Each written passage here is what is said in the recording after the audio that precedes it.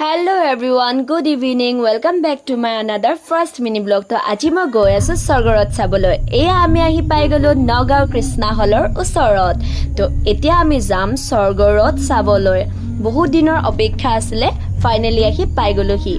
তো এতিয়া আমি গাড়ী পাৰ্কিং কৰি ললো, নামি গলো, এতিয়া আমি গৈ আছো। আৰু দাদা এজনে টিকেট লৈ থোৱাৰ বাবে তো পুতুককে আহি পাই গলো আৰু। তো এতিয়া আমি ফিল্ম চাবলৈ একদম ভিতৰলৈ সোমাম। তো কৃষ্ণা হলৰ একদম ওচৰতে আছো। এয়া কৃষ্ণা হলৰ গেটৰ ওচৰত।